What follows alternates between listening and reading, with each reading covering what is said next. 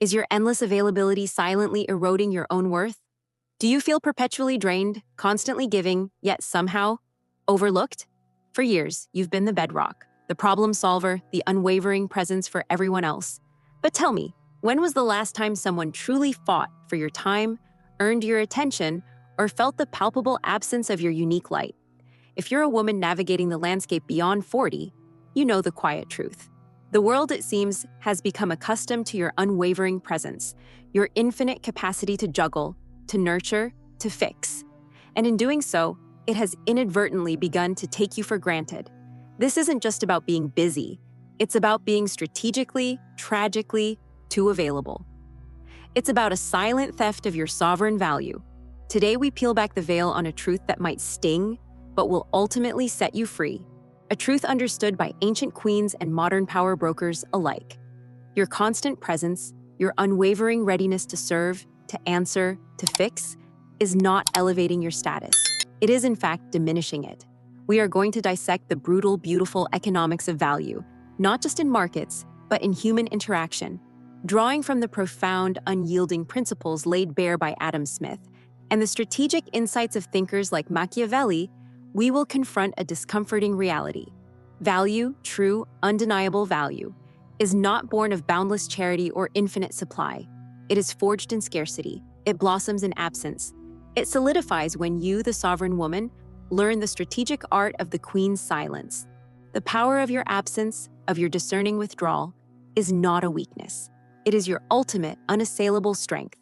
It is the precise force that will transform you from an indispensable commodity into an invaluable rarity, from the perpetually available to the profoundly desired, from the endlessly useful to the utterly priceless.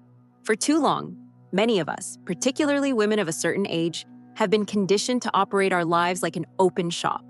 Our doors are always ajar, our inventory perpetually stocked, our customer service available 24/7. Family members, colleagues, friends, even distant acquaintances know they can walk in, browse, make a demand, and expect immediate fulfillment. Need advice? The shop is open. Need a favor, a listening ear, a logistical wizard to untangle a complex schedule? The shop is open. Need emotional labor, a soothing balm for their latest crisis, an anchor in their storm? The shop is open, always. And we, in our ingrained generosity, our profound capacity for empathy, our deep-seated desire to be valuable and loved, have kept it that way. We mistake constant utility for genuine appreciation. We confuse being needed for being truly valued. We believe that by making ourselves relentlessly available, we are cementing our place, our importance, our love in the lives of others. But I want you to consider a different perspective, a colder, more strategic truth. Think of the most luxurious brands, the most coveted experiences. Are they universally available? Do they offer an open-door policy to everyone at all times with no barriers to entry? Absolutely not. Their allure, their very essence of desirability, is intrinsically linked to their exclusivity, their deliberate scarcity. They cultivate an aura of preciousness precisely because they are not readily accessible to just anyone, at any whim. You see, when your shop is always open, when your shelves are always full and your services perpetually on demand, you inadvertently send a message that says you are common, predictable, and your resources, your time, your energy, your wisdom, your emotional fortitude are inexhaustible and therefore cheap. It's not a conscious thought from those around you, perhaps, but a subconscious valuation. It's the psychological equivalent of putting yourself on perpetual sale. And the tragic irony is that the more you give, the more you deplete yourself, the less you are genuinely appreciated for the infinite depth of what you offer. You become a commodity, a utility, rather than a rare jewel. This is the subtle, insidious erosion of the open shop syndrome. It leaves you exhausted, resentment simmering beneath the surface, and wondering why your tireless efforts seem to yield so little true respect or reciprocal care. It's time to understand why this dynamic plays out and how to fundamentally shift it. Let's consult the foundational wisdom of Adam Smith, the father of modern economics. His law of supply and demand is not merely a dry theory for markets and goods.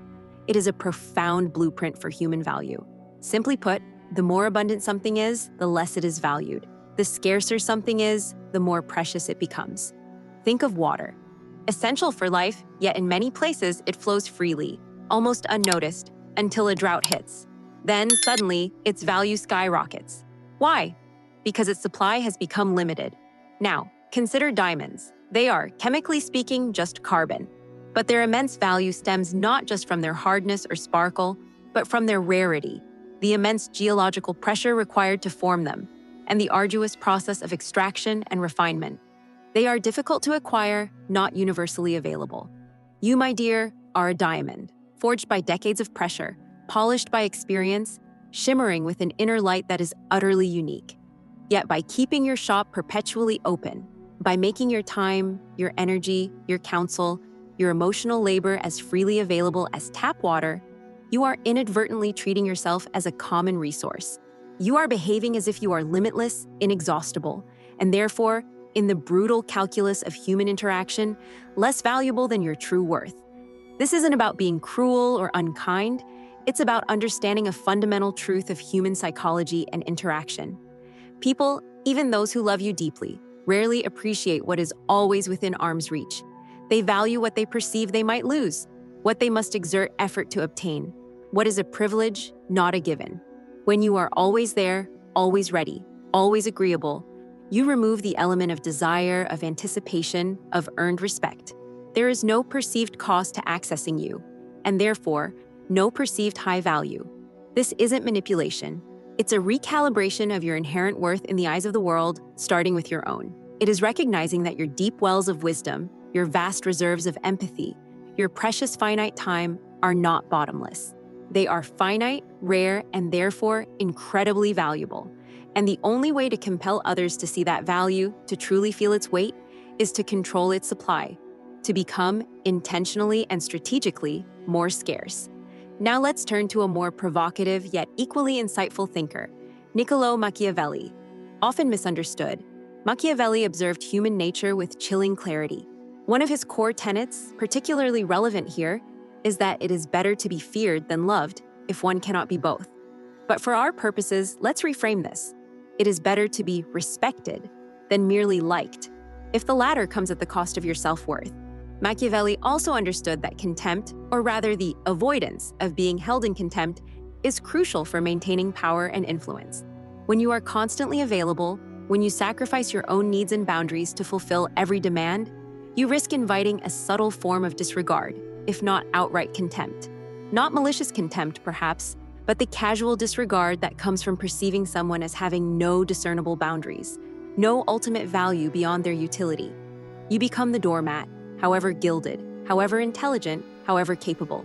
The weapon of contempt in your hands isn't about making others despise you. It's about ensuring you don't invite their disregard by constantly devaluing yourself. It's about cultivating a respect that stems from your non-negotiable standards for how you are treated, how your time is consumed, and how your emotional labor is expended. When you say no, when you strategically withdraw, when you make your presence a deliberate choice rather than an automatic response, you are subtly yet powerfully communicating your own high value. You are asserting that your time is not cheap, your energy is not infinite, and your emotional reserves are not an open buffet for anyone who feels a pang of hunger. This isn't about being cold or uncaring. It is about being discerning, sovereign, and profoundly self-aware. It is about understanding that true respect is often earned not by chasing approval or constantly seeking to please, but by demonstrating an unwavering respect for yourself. When you respect your own boundaries, others are compelled to respect them too. When you treat your time as precious, others will begin to see it as such. Machiavelli, in his pragmatic wisdom, would advise that the appearance of infinite availability breeds complacency and eventually a quiet disrespect. The strategic absence, however, cultivates a potent mixture of curiosity, anticipation, and genuine esteem.